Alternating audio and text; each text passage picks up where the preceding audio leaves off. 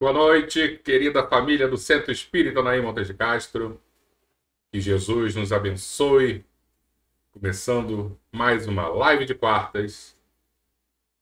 E hoje, com um tema extremamente interessante, vamos falar sobre a nossa querida China. Espero que todos estejam muito bem. E para aqueles que estão caindo de paraquedas, nós estamos fazendo uma leitura em conjunto do livro A Caminho da Luz, psicografado pelo querido médium mineiro Chico Xavier, ditado pelo espírito Emmanuel. Esse livro trata sobre a história da humanidade, como diz o título, A Caminho da Luz. Começamos lá atrás, sobre a criação da vida, a formação do planeta antes disso, o papel de Jesus, o nosso querido mestre, como arquiteto, né, responsável direto por todos os detalhes do nosso planeta, detalhes da formação de todas as espécies e, claro, responsável também sobre a formação da nossa espécie, os sapiens. E hoje, como eu disse, iniciaremos mais um capítulo. Vamos deixar para trás aquele tema que eu também acho muito interessante, que são os exilados de capela. Quem não entender, quem tiver curiosidade, não pôde ainda assistir, dá uma voltadinha no YouTube principalmente. Acho que é mais fácil até da gente encontrar os vídeos. Tá tudo bem organizadinho lá, na pasta A Caminho da Luz. Então vai falar sobre os egípcios, falar sobre os hindus, a família indo-europeia e, por final, o grupo de Israel, né, que são os nossos queridos judeus, conhecidos também como hebreus há muitos e muitos anos. Dá uma olhadinha para ver quem já está aqui conosco, para a gente iniciar. Denise Ferraz, boa noite, tudo bom? Patrícia Valente, boa noite, minha amiga. Albertinho, boa noite. Maria Terezinha Moreira Salles, também sempre conosco, boa noite. Socorro, como é que você tá, minha querida Socorro? Manda um super beijo pro seu Carlos. Muita saudade dele e da senhora também. Luciane, tudo bom? Boa noite. Silvia, como é que você está, Silvia? Muito boa noite. Sérgio, e aí, meu querido amigo Sérgio? E o pessoal vai chegando devagarzinho. Então, acho que já podemos iniciar. Deixa eu voltar aqui para minha telinha. E hoje, eu acho que eu fiz uma introdução um pouquinho diferente, tá? Do que a gente está acostumado. Mas vocês vão entender por quê. Eu vou fazer uma leitura. Oi, Vália, boa noite. Eu vou fazer uma leitura de uma página de Emmanuel. E não só pela beleza da leitura, que a leitura realmente é muito inspiradora, somente pelos momentos complicados que estamos passando, mas porque ela vai servir de embasamento para alguns pontos extremamente relevantes da nossa China milenária, tá? Então eu preparei uma telinha aqui, não sei se vocês vão conseguir ler, no próprio notepad aqui do computador, coisa simples, só para vocês me acompanharem, que é o item 162 do livro Fonte Viva. Dentro da luta. Não peço para que os tires do mundo, mas que o livres do mal. Jesus. Isso está em João, capítulo 17, versículo 15. Não peças o afastamento da tua dor. Roga forças para suportá-la, com serenidade e heroísmo, a fim de que não percas as vantagens do contato. Não solicites o desaparecimento das pedras do teu caminho. Insiste na recepção de pensamentos que te ajudem a aproveitá-las. Não exijas a expulsão do adversário. Pede recursos para a elevação de ti mesmo, a fim de que lhe transformes os sentimentos. Não supliques a extinção das dificuldades. Procura meios de superá-las, assimilando-lhes as lições. Nada existe sem razão de ser. A sabedoria do Senhor não deixa margem à inutilidade. O sofrimento tem a sua função preciosa nos planos da alma, tanto quanto a tempestade tem o seu lugar importante na economia da natureza física. Eu vou ler de novo isso. Tanto quanto a tempestade tem o seu lugar importante na economia da natureza física. A árvore, desde o nascimento, cresce e produz, vencendo resistências. O corpo da criatura se desenvolve entre os perigos de variada espécie. Aceitemos o nosso dia de serviço, onde e como determine a vontade sábia do Senhor. Apresentando os discípulos ao Pai Celestial, disse o Mestre: não peça que os tires do mundo, mas que o livres do mal. A terra tem a sua missão e a sua grandeza. Libertemo-nos do mal que opera em nós próprios e receberemos o amparo sublime, convertendo-nos junto dela em agentes vivos do abençoado reino de Deus. O que eu acho extremamente interessante, é claro que cada um tem a sua interpretação mais ou menos profunda dessa passagem, mas que Emmanuel, quem está acostumado com a leitura de Emmanuel, ele sempre se utiliza muito das questões da natureza para exemplificar toda essa resiliência que existe no planeta e que nós também temos que ser maleáveis às vezes, temos que ser às vezes mais fortes em outras ocasiões. Ele utiliza demais essa analogia, né, como eu disse, com a natureza. Por que eu estou falando isso? Porque isso vem também de uma tradição milenar chinesa. Essa comparação, essa análise. Tá? Eu vejo aqui, porque às vezes eu achei que alguém chegou. Não, ok. Ele se utiliza também bastante dessas... essa tradição, né, milenar chinesa se utiliza também bastante dessas analogias. E aí, a gente vai começar falando um pouquinho sobre o Yin e Yang. Né? Por quê? Porque isso remonta às religiões mais antigas da China, né? O taoísmo. E a gente já viu esse símbolo, e a gente não vai aprofundar, porque não é o nosso objetivo aqui, mas fazer uma análise razoavelmente simples do que significa que são as forças complementares. E não são forças opostas. Né? A gente não está falando do bem ou do mal, a gente está falando de complementos. Tá? Daquele que vai se encaixar e vai trazer mais harmonia nos nossos pensamentos. Porque às vezes a gente acha que seguindo apenas a uma direção é o ideal. Muitas vezes não, o ideal é a gente contrapor. A gente também pensar de outra forma e, quem sabe, chegar ao meio termo, né? Como os filósofos gregos diziam. Você tem uma tese, depois uma antítese, né? Que seria uma antitese, e depois uma síntese. Então eu vejo muito esse yin e yang. Por que eu estou falando sobre isso?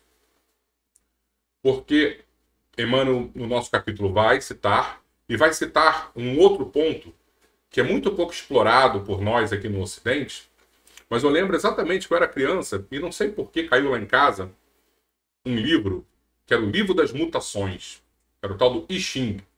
E eu não conseguia entender direito, muito, muito jovem, e hoje eu consigo perceber que era uma forma de previsão do futuro que eles se utilizavam na China milenar, e que tinha muito a ver com essas questões da natureza. Tudo isso que a gente está falando aqui de Emmanuel, que ele se utiliza dessas metáforas, né, dessas comparações, esse livro das mutações de Xing traz. Então tem os tais dos trigramas, onde você vai jogar uma moedinha e vai fazer uma análise combinatória, e dependendo do que sair, você vai pegar o livro, vai abrir e vai ler lá uma resposta para a sua pergunta. Como se você estivesse jogando um tarô, como se você estivesse jogando búzios. Você faz uma pergunta e a pessoa vai lá e tenta ler o teu futuro.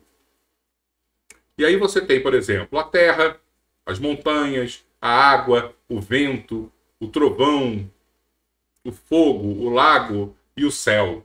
Então, é só para a gente ver como eles se utilizavam também das forças da natureza para chegarem a algumas conclusões. O Leco está dizendo que a gente tem que ir no tarô, não está falando nada disso. Quem quiser ir, vá por conta própria, não é esse o intuito. É só para a gente dizer, para a gente mostrar aqui, que essa tradição de leitura do futuro é muito, muito antiga. E aí eu peguei uma respostazinha. Vamos supor que você faz uma pergunta e aí jogou as moedas lá e chegou nesse resultado aqui. Primeiro, olha a capa desse livro, que é o Livro das Mutações. O prefácio desse livro é do Jung. E nós que estamos nessa estrada do Espiritismo há um certo tempo, a gente já leu muito Joana de Ângeles, e Joana de Ângeles se baseia muito no Carl Gustav Jung, que é um dos pais da psicanálise, né, da psicologia analítica. E ele fez o prefácio desse livro, uma tradução desse suíço aí. Na verdade, ele é alemão, Richard Will, não estou enxergando aqui. E ele é um tradutor que ele pegou do chinês arcaico, traduziu para o alemão, e aí a partir do alemão eles traduziram para português, para outros idiomas. É uma das melhores traduções, dizem, desse livro. Então vamos ler aqui. Assim como o caos tumultuado de uma tempestade traz uma chuva nutritiva que permite a vida florir, assim também nas coisas humanas. Tempos de progresso são precedidos por tempos de desordem. O sucesso vem para aqueles que conseguem sobreviver à crise. Então, as comparações entre a natureza, a tempestade, que vai trazer um bem para a natureza, e a gente tem que enxergar isso da mesma forma nas nossas vidas. Está complicado, está difícil? É como se fosse uma tempestade. Vai passar e aí a gente volta a viver a vida normal, com mais qualidade de vida, porque utilizamos de uma certa maneira essa tempestade como força. Ok, deixa eu ver aqui. Temos mais gente chegando. Bernadette, tudo bom? Bem-vinda. A Rosemary. Bem-vinda também. Tá? E a partir daí eu acho que nós podemos. Deixa eu ver se eu fiz alguma imagenzinha a mais, que eu fiz tanta imagem aqui. Ah, tem essa daqui que eu acho que dá pra gente falar também. Que é um dos livros, né, mais traduzidos no mundo, de Lao Tse. E daqui a pouco, quando a gente começar a ler, a gente vai saber exatamente quem é Confúcio, quem é Lao Tse. A gente vai aprofundar um pouquinho essas figuras. E Lao Tse dizia: quem conhece a sua ignorância revela a mais profunda sapiência. Quem ignora a sua ignorância vive na mais profunda ilusão. Isso lembra pra gente bastante Sócrates, né? Quando Sócrates dizia que ele era o mais sábio de Atenas, porque ele conhecia, né, o tamanho da sua ignorância, ele sabia que nada sabia. Ao mesmo tempo, na China, você tinha Lao Tse falando também sobre a ignorância, como esses conhecimentos, né, eram universais nesses grandes sábios. Eu preparei até essa imagenzinha pra gente, porque todos eles eram contemporâneos, tá? Confúcio, a gente vai falar hoje. Lao Tse, a gente vai falar um pouquinho sobre ele hoje também. Siddhartha Gautama, o Buda, nós falamos sobre ele quando a gente comentou sobre o hinduísmo. Se eu não me engano, foram 2 semanas atrás. Sócrates, a gente vai falar mais para frente. E Zaratustra, que na verdade a gente não vai citar, mas é um dos grandes nomes das fundações das religiões, né? Da antiga Pérsia, onde hoje é o Irã. E o zoroastrismo, uma das primeiras religiões monoteístas do nosso planeta. E todos eles são mais ou menos da mesma época. Confúcio e Lao Tse dizem que até se encontraram. Buda era um pouquinho mais jovem. Sócrates nasceu assim 10 anos depois que Confúcio morreu. Cada um numa região do planeta, né? Tirando Confúcio e Lao Tse, que eram chineses e eram de regiões muito próximas, o restante era cada um de uma região do planeta. Ok? Então eu acho que podemos iniciar a nossa leitura. Ipojucan, boa noite. Tudo bom? Bom te ver por aqui, meu amigo. Deixa eu ver se temos mais alguma imagenzinha aqui. Eu acho que não. Eu acho que foi. Então podemos fazer a leitura do nosso capítulo. Então, capítulo 8º, a China milenária. Para quem caiu de paraquedas mais uma vez, estamos lendo o livro A Caminho da Luz. E já estamos no capítulo 8º desse livro psicografado por Chico Xavier, ditado pelo Espírito Emmanuel. A China. Depois de nossas divagações a respeito da raça branca, que se constituía dos antigos áreas no ambiente da Terra, é cabível examinarmos a árvore mais antiga das civilizações terrestres, a fim de observarmos a assistência carinhosa e constante do Divino Mestre para com todas as criaturas de Deus. Então, Emmanuel deixa bem claro, né, nos capítulos passados, que todos esses povos que vieram de Capela receberam dele mesmo. O próprio Jesus escolheu grandes nomes da espiritualidade para nascer aqui na Terra, no meio desses povos, para ajudar na evolução. E com os povos que eram da Terra, Emmanuel também deixa claro que a China veio da Terra, não veio de Capela, esse povo era originário daqui. Também no meio desse povo nasceram diversos grandes nomes da espiritualidade para ajudar na evolução de todos os grupos civilizacionais. Inegavelmente, o mais prístino foco de todos os surtos evolutivos, o mais antigo foco de todos os surtos evolutivos do globo, é a China milenária, com seu espírito valoroso e resignado, mas sem rumo certo nas estradas da edificação geral. Quando se verificou o advento das almas proscritas do sistema de Capela, em épocas remotíssimas, já a existência chinesa contava com uma organização regular, oferecendo os tipos mais homogêneos e mais selecionados do planeta, em face dos remanescentes humanos primitivos. Então o pessoal de Capela estava chegando, a China aqui, o pessoal já estava bem organizadinho, não apenas como civilização, mas também, como a gente falou lá atrás, como DNA, montando o corpo físico já bem organizado. Então ele já tinha uma organização mais ou menos certinha. Suas tradições já andavam de geração em geração, construindo as obras do porvir. Daí se infere que, de fato, a história da China remonta a épocas remotíssimas, no seu passado multimilenário. E esse povo, que deixa agora entrever uma certa estagnação dos seus valores evolutivos, sempre foi igualmente acompanhado na sua marcha por aquela misericórdia infinita que, do céu, envolve todos os corações que latejam na Terra. Mais uma vez, eu vou lembrar que o livro foi escrito em 1938, e naquele momento a China passava por problemas seríssimos políticos, estava entre guerra com um conflito enorme contra o Japão, tá? Isso a gente vai ver um pouquinho mais para frente. E aí Emmanuel vai falar sobre a cristalização das ideias chinesas. A cristalização das ideias chinesas advém simplesmente desse insulamento voluntário que prejudicou, nas mesmas circunstâncias, o espírito da Índia, apesar da fascinante beleza das suas tradições e dos seus ensinos. Então os chineses se fecharam tanto neles mesmos que isso prejudicou, né, a oxigenação de ideias, né? Eles ficaram muito fechadinhos, assim como aconteceu também com Israel, assim como aconteceu também com os, ele diz agora, os hindus, né? O pessoal da Índia. Isso dificultou o crescimento deles. É que a civilização e o progresso, como a própria vida, dependem das trocas incessantes. O universo, na sua constituição maravilhosa, não criou nem sanciona leis de isolamento na comunidade eterna dos mundos e dos seres. A existência é uma longa escada, na qual todas as almas devem dar-se as mãos na subida para conhecimento e para Deus. Enquanto a família indo-europeia, seriam os europeus, né? O pessoal que saiu lá da Índia e foi para a Europa, pervagava, no desconhecido, assimilando as expressões das tribos encontradas, em longas iniciativas de construção e trabalho, os arianos da Índia estacionaram no repouso de suas tradições, desenvolvendo-se, no curso do tempo, as mais prestigiosas lições da experiência para a alma dos povos. E agora, aí olha que coisa mais profunda ele está falando, né, a respeito dos nossos amigos judeus. Ele está deixando quase que bem claro que ia passar por grandes dificuldades, foi o que aconteceu na Segunda Guerra Mundial. E agora, quando os israelitas são chamados por forças poderosas ao deslocamento no seio das nações, a fim de aprenderem mais intimamente a doce lição da fraternidade e do amor universal, renovando a fibra da sua fé a caminho da perfeita compreensão do Cristo, a China é também convocada pelas transformações do século, a grande lição do entrelaçamento da comunidade planetária, a fim de ensinar as suas virtudes e aprender as virtudes dos outros povos.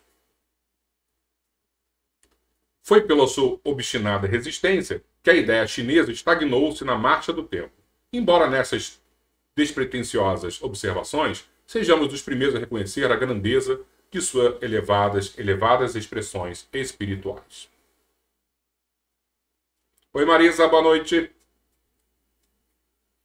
E agora ele começa a falar sobre um pouquinho o que a gente antecipou ali na nossa introdução para dar aquela base para a gente entender de maneira melhor esse texto.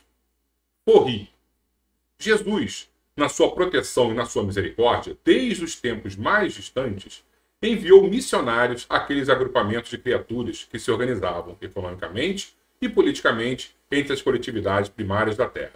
Então, todos os povos que estavam se organizando, Jesus, de alguma forma, mandava espíritos evoluídos ali para ajudar na evolução desses povos. As raças adâmicas, isso é, o pessoal que veio de Capela, ainda não haviam chegado no orbe terrestre, e entre aqueles povos já se ouviam grandes ensinamentos do plano espiritual, de sumo interesse para a direção e solução de todos os problemas da vida. A história não vos fala de outros antes do grande Furri, que foi o compilador de suas ciências religiosas, nos seus trigramas duplos que passaram do pretérito remotíssimo aos estudos da posteridade. Então, a gente está falando de trigrama. O que nós estamos falando?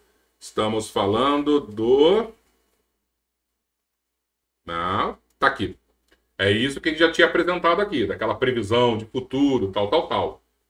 Tá? Vamos pegar aqui. Então, o que ele diz? Que esse Porri, ou na verdade esse Porri, ele foi o primeiro dos grandes imperadores, né? Imperador mítico, né? Faz parte da mitologia da China. E ele diz que antes dele não existe nenhuma história na China que fala sobre ninguém. Na verdade, esse Porri, como o Emmanuel está dizendo, ele compilou, ele pegou todo um passado de grandes espíritos que já chegaram na China, anteriores a ele, e aí ele fez como uma grande história envolvendo a sua personalidade.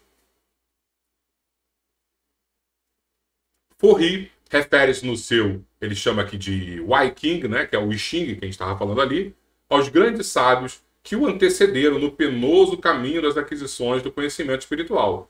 Seus símbolos representam os característicos de uma ciência altamente evolutiva, revelando ensinamentos de grande pureza e da mais avançada metafísica. Foi o que a gente leu ali da Tempestade, né? Extremamente profundo, não para a época. Hoje em dia, é extremamente profundo para a gente. Então, a gente está falando de uma cultura, né, de uma espiritualidade que é atemporal. Em seguida, a esse grande missionário do povo chinês, o Divino Mestre envia-lhe a palavra de Confúcio, ou Kung Fu Tse, 5 séculos antes da sua vinda, preparando os caminhos do Evangelho no mundo, tal como procedera com a Grécia, Sócrates, né, na Grécia, Roma e outros centros adiantados do planeta, enviando-lhes elevados espíritos da ciência, da religião e da filosofia, algum tempo antes da sua palavra mirífica, a fim de que a humanidade estivesse preparada para a aceitação dos seus ensinos. E aí foi aquela imagenzinha que eu coloquei daqueles grandes nomes, né, porque foi um momento, esses 500, 600 anos antes de Cristo, foi um momento extremamente espiritualizado, no sentido de que vieram grandes nomes justamente para preparar o terreno, não apenas na área da metafísica, né, mas na área também da filosofia, das ciências, para que, quando Jesus viesse, o planeta tivesse um pouquinho mais evoluído. Confúcio e Lao Tse. Vê aqui, está tudo direitinho.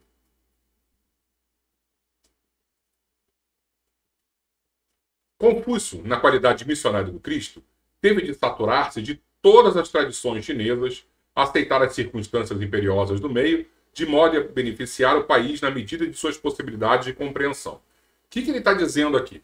Que, na verdade, Confúcio seria aquele yin-yang, né, com Lao Tse. Lao Tse seria um ser que atuou na área mais metafísica, em cima da espiritualização da China.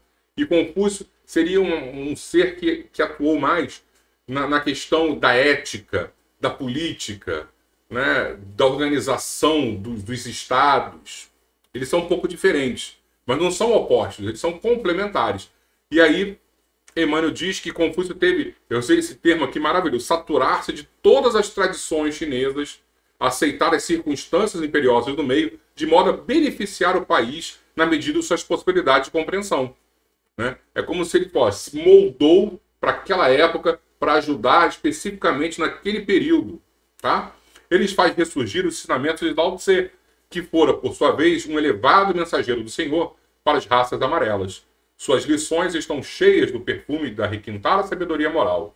No Cânime de Lao Tse, eis algumas de suas afirmações que nada ficam a dever aos vossos conhecimentos e exposições do moderno pensamento religioso. Olha que bonito que Emmanuel traz para a gente, né, o pensamento de Lao Tse. O Senhor dos Céus é bom e generoso, e o homem sábio é um pouco de suas manifestações. Na estrada da inspiração, eles caminham juntos, e o sábio lhe recebe as ideias, que enchem a vida de alegria e de bens. Lao Tse, de cujos ensinamentos Confúcio fez questão de formar a base dos seus princípios, viveu 6 séculos antes do advento do Senhor.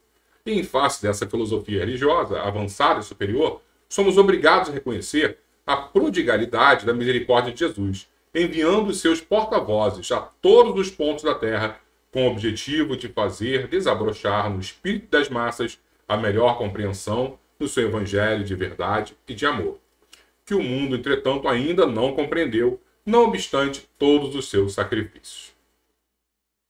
E aí, Emmanuel agora vai falar um pouquinho sobre o Nirvana, tá? Oi, Andréa, boa noite. Porque pra gente, né? Eu lembro quando eu assistia a novela A Viagem, e aí aparecia, primeiro acho que eles filmavam lá na Quinta da Boa Vista, que eu adorava a Quinta da Boa Vista, adoro, né? E era todo mundo sentado ali na grama, ouvindo música. Eu pensei, ai, o paraíso, o Nirvana, nosso lar, é tão tranquilo, é tanta paz, quase que uma ociosidade criativa, né? E ele vai falar sobre esse conceito de Nirvana, que de alguma forma prejudicou bastante a mentalidade do povo da China. Para fundamentar devidamente a nossa opinião relativa à estagnação do espírito chinês, examinemos ainda as suas interessantes e elevadas concepções religiosas. De um modo geral, é o culto dos antepassados o princípio da sua fé. Esse culto cotidiano e perseverante é a base da crença na imortalidade. Por conta de suas manifestações, ressaltam as provas diárias da sobrevivência. Então, o culto dos antepassados, esse respeito às tradições, que é o chamado conservadorismo, não podemos confundir conservador com reacionário. Conservador é aquele que pega o passado e empurra o presente para chegar no futuro. O reacionário é o cara que não quer sair do passado. Então não podemos confundir, que às vezes a gente fala, eu sou conservador, você é reaça. Não, é diferente. Então, esse pensamento chinês de conservadorismo é aquele que se utiliza de todas as tradições do passado para a gente tomar as melhores decisões. Porque erraram muito no passado e a gente não pode jogar fora esses erros justamente para não cometer as mesmas coisas que aconteceram no passado. Vai pegar qual caminho que deu certo? Foi esse? Então, Emmanuel está falando um pouco disso. De um modo geral, nesse eu já li, né? As relações com o plano invisível constituem um fenômeno comum associado à existência do indivíduo mais obscuro. A ideia da necessidade de aperfeiçoamento espiritual é latente em todos os corações, mas o desvio inerente à compreensão do Nirvana é aí, como em numerosas correntes do budismo, um obstáculo ao progresso geral. Então ele vai começar a falar sobre o Nirvana, que é o tema desse ponto aqui. O Nirvana, examinado em suas expressões mais profundas, deve ser considerado como a união permanente da alma com Deus, finalidade de todos os caminhos evolutivos. Nunca, jamais, isso tem que deixar muito claro, nunca, porém, como sinônimo de imperturbável quietude, ou beatífica realização do não ser. A vida é a harmonia dos movimentos resultante das trocas incessantes no seio da natureza visível e invisível. Sua manutenção depende da atividade de todos os mundos e de todos os seres. Cada individualidade, na prova, como na redenção, como na glória divina, tem uma função definida de trabalho, a elevação dos seus próprios valores. Os que aprenderam os bens da vida e quantos ensinam com amor, multiplicam na terra e nos céus os dons infinitos de Deus. Então, Nirvana é a nossa união com Deus, com o Criador. Quando Jesus dizia, eu e o Pai somos um, ele estava naquele momento no Nirvana, em comunhão com o Criador. Mas não significa que, agora eu parei, agora eu cheguei na aposentadoria. Não. Nirvana é trabalho, é atividade, é produção, é bem, é amor. Amor com direção, é caridade. A China atual. A falsa interpretação do Nirvana disturbou, atrapalhou as elevadas possibilidades criadoras do espírito chinês, cristalizou-lhe as concepções e paralisou-lhe a marcha para as grandes conquistas. É certo que essas conquistas não consistem nas metralhadoras, lembrando que ele está falando das grandes guerras que aconteceram principalmente na Europa, né, na Primeira Guerra Mundial, que ele estava falando um pouquinho depois do final da Primeira Guerra Mundial. É certo que essas conquistas não consistem nas metralhadoras e nas bombardas da civilização do Ocidente, cheia de comodidades multifárias. Mas aqui me refiro à incompreensão geral acerca da lição sublime do Cristo e dos seus enviados. Beber uma aguinha aqui.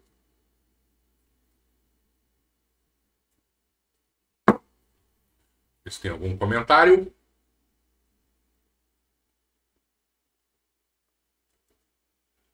A China, como outros povos do mundo, tem de esmar neste século os valores obtidos na sua caminhada longa e penosa. E aí, ele vai falar um pouquinho sobre a guerra sino-japonesa, né? Que, nesse período da humanidade, principalmente ali na Segunda Guerra Mundial, foi terrível.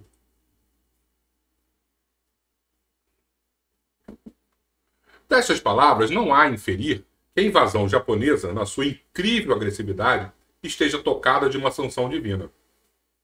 O Japão poderá realizar, na Grande República, todas as conquistas materiais.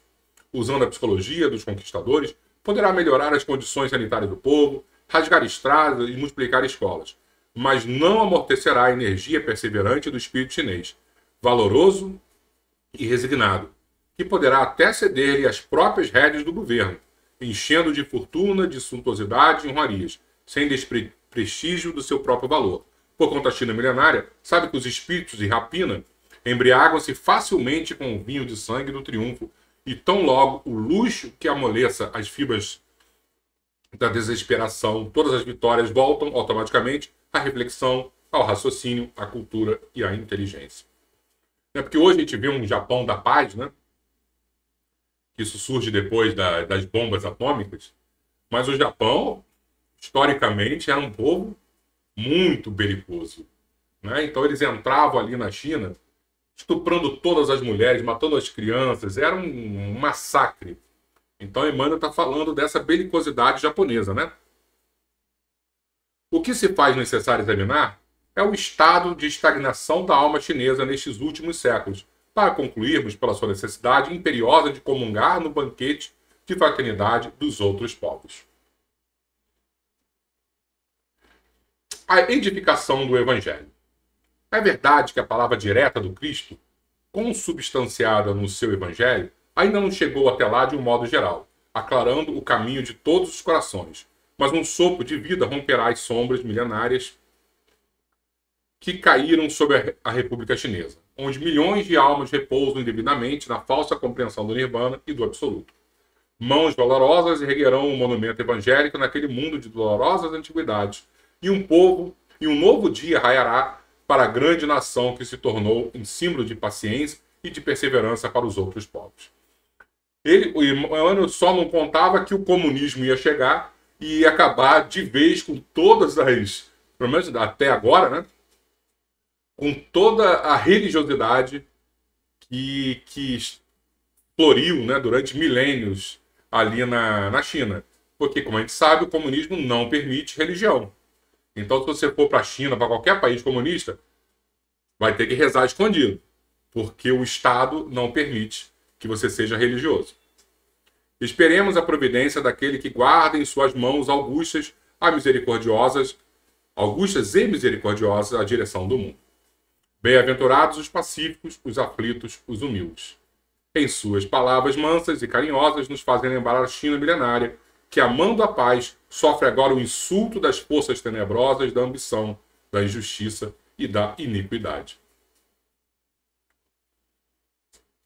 Bem, chegamos hoje ao final do nosso capítulo, um pouquinho antes do comum, que era menor, mas eu falei, não, vamos fazer só o capítulo 8º, para deixar para semana que vem o nono. E eu preparei um videozinho com umas frases de Confúcio, antes da gente fazer a nossa oração, já para a gente ir tranquilizando os nossos corações, que eu acho que vai ser legal para aproveitarmos. Esse vídeo já está até no nosso YouTube, eu postei há alguns meses ou anos, né? Eu não lembro. Foi no meio da pandemia, acho que foi no início da pandemia, mas eu aproveitei aqui para justamente a gente ver a quantidade de sabedoria que surgiu 2.500 anos atrás, 3.000 anos atrás, né? E que precisamos hoje resgatar. Deixa eu fechar aqui. Deixa eu botar aqui na nossa tela. Okay. Então eu vou colocar aqui as frases e daqui a pouco eu volto para a gente fazer a nossa prece final, tá bom? Então fiquemos com vídeo de Confúcio.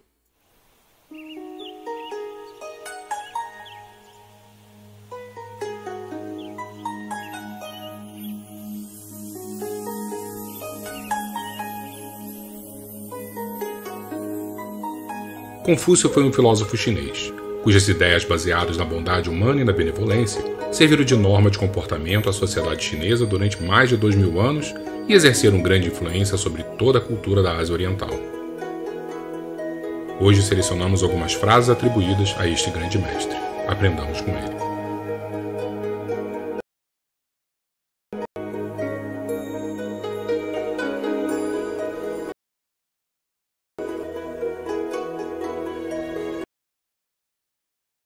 É muito hoje do que amanhã.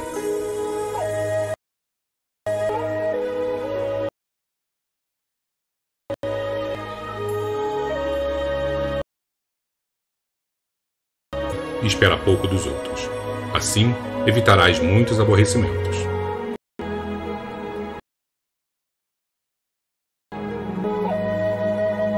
Não corrigir as próprias falhas é cometer a pior delas.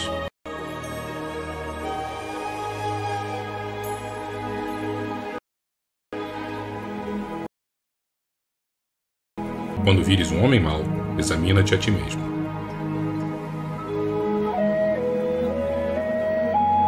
Você não pode mudar o vento, mas pode ajustar as velas do barco para chegar onde quer.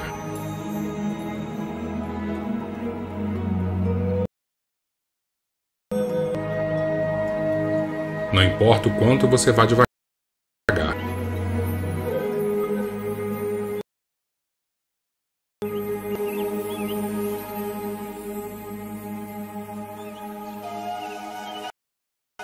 E, portanto, fale de acordo com seus atos.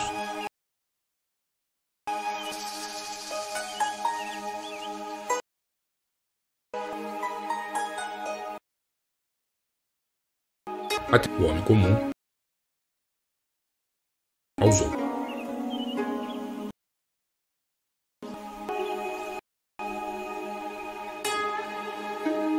Se queres prever o futuro, estuda o passado.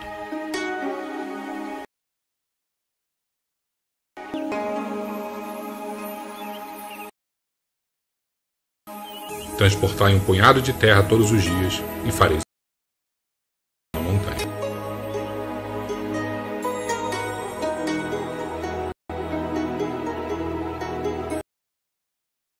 Compreender as perguntas.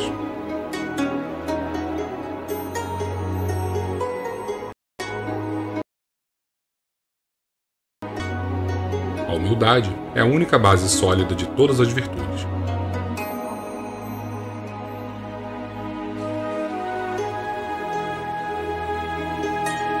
Somente os extremamente estúpidos é que não mudam.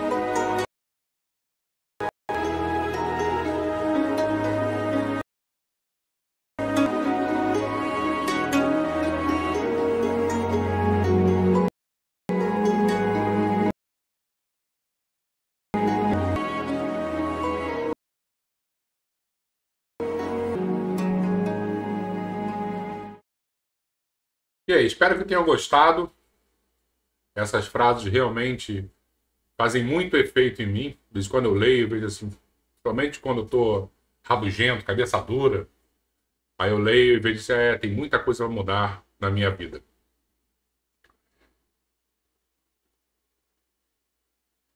Chegamos ao final, então, de mais um capítulo. E um momento que para mim é muito especial. Quem puder, coloque assim a sua água para a fluidificação, que é o momento da nossa oração. Isso, Albertinho já escreveu aqui, ó, copo de água e prece, um santo remédio, doutor Bezerra. É isso mesmo, Albertinho. Está na hora da gente finalizar. Gostei muito do estudo hoje, aprendi bastante durante a semana, lendo, e espero que vocês tenham gostado também. Obrigado a você. Recebi um elogio aqui. Eu sei que eu não posso, mas eu fico todo bobo quando eu recebo elogio. Eu sou ser humano, pessoal. Fazer a nossa prece aqui. Beijos em todos e fiquem com Deus, os bons espíritos e Jesus, nosso querido mestre que está sempre conosco aqui.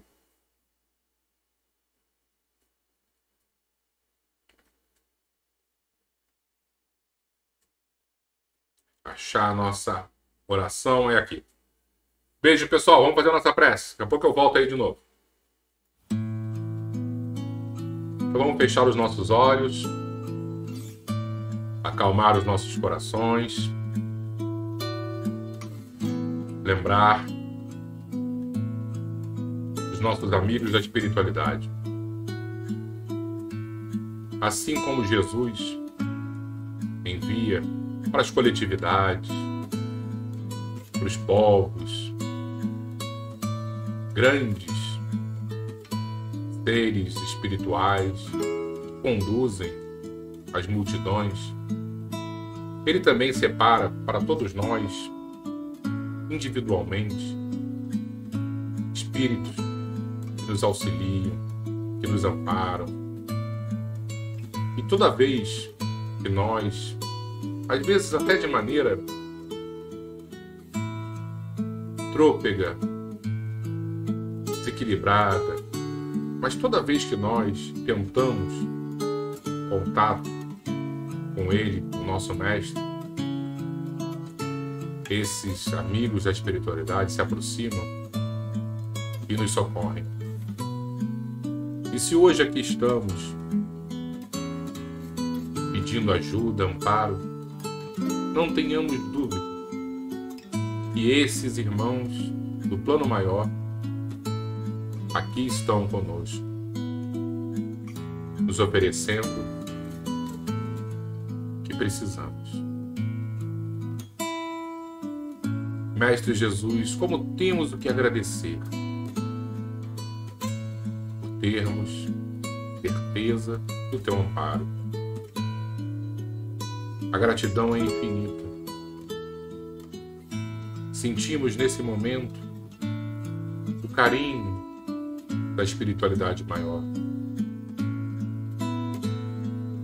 As mãos do invisível sobre nossas cabeças.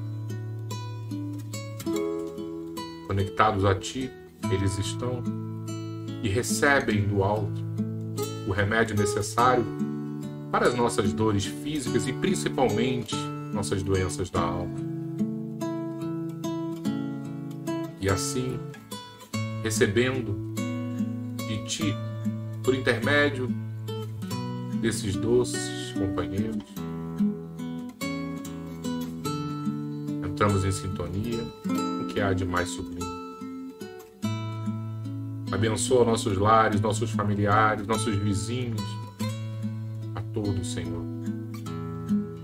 Que não apenas fique em nossos corações as tuas dádivas, mas que todos possam receber, principalmente aqueles que ainda não te conhecem, principalmente aqueles que ainda te negam, que te perseguem. Esses recebam muito mais. Obrigado, Senhor. Fica conosco hoje e sempre. Assim seja.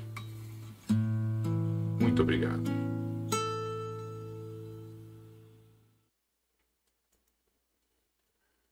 Muito bom, pessoal. Essa oração me faz muito, muito bem à alma. E essa aguinha. Depois corre por toda a casa, mesmo copo babado, fica todo mundo da família com a mesma baba e fica todo mundo abençoado. Nesse momento, o que importa é esse remédio que foi colocado aqui para os nossos corações. Gratidão a todos vocês e gratidão principalmente ao nosso celeiro de luz, nossa casa espírita, que permite esse espaço para que todos nós possamos sair um pouquinho melhor. Isso que é o que mais eu fico grato, com a paciência que a casa espírita tem comigo. Beijo em todos e até semana que vem, se Deus quiser, pessoal. Tô lendo aqui as mensagens, eu fico muito feliz. Tá bom? Muito obrigado a todos, muito boa noite a todos vocês.